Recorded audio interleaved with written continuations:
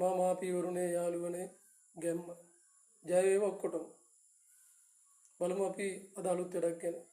කුණු කළමනාකරණය ගෘහණියන්ට තමයි ගොඩක් වටින්නේ. මේ තමයි සහෝ උමනා කරන මූලද්‍රව්‍ය.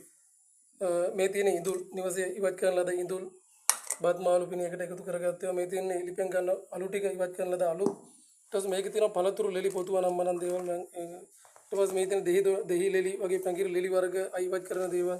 මේ පොල් මුඩු පොල් ගෙඩි සුද්ධ කරන ලද පොල් මුඩු වර්ග අනම්මනම් දේවල්. ඊට පස්සේ කරපිංච නැටි තියෙනවා, පලාකොළ වල නැටි තියෙනවා.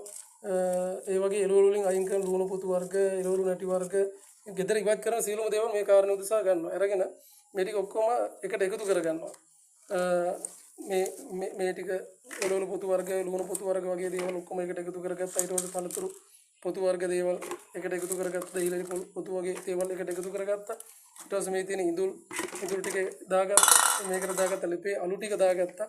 මේකට එකතු කරගන්න උවමනයි අනිවාර්යයෙන්ම ලුණු ටිකක් ඒකට සෑහෙන ප්‍රමාණය හිතින් හිතලා ලුණු ටිකක් එකතු කරගන්න උවමනාව වෙනවා.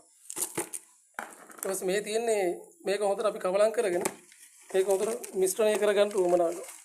මේක හොඳට මිශ්‍රණය කරගෙන හොඳට කවලම් කරගන්නවා අතින්. හොඳට අතින් කවලම් කරගෙන මේ කවලම් කරගත්ත එකට දන්න අපි මිදුලෙන් ගත්තාම පස් ටිකක් කරගෙන පස් ටික කවලම් කරගන්නවා. මේකට තව බොහෝ දුරට එකතු කරගන්න ওই ගෙදර අතුපොතු ගාලා ගන්න රොඩු ටික ඒවත් ගත්තට කමන්නේ. මෙන්න මේ විදිහට ඔක්කොම එකට එකතු කරලා කවලම් කරලා මේක තියලා තියන්න ඕන නිවසේ නිරිත දිශාවෙන් නිරිත පැත්තේ භාජනයක් තියලා හරි එහෙම නැත්නම් කුණු එකතු කරන ස්ථානයක් හරි ගස්සලා නිරිත පැත්තට තමයි මේක නිතර දාන්නේ. යටින් ගන්න පුළුවන් විතර යටින් කවුලක් කපලා උඩින් කුණු ටික දාන්න පුළුවන් නම් යටින් අපිට මේ කුණු ටික ගත්ත හැකි. මේ කුණු ටික අරගෙන සතියක් දෙකක් යනකොට මේක ඔක්කොම එකට එකතු වෙලා මේ කෑලි බෑලි යනම්ම නම් తీර නැතු රොඩු කෑලි විතරක් සියල්ල පස් බවටපත් වෙලා දි รา පත් වෙලා සතියක් විතර ගියාට පස්සේදී මේක අපිට කුණු මේ පොහොරක් විදියට ගත්ත හැකි. මේක පොහොරක් විදියට අරගෙන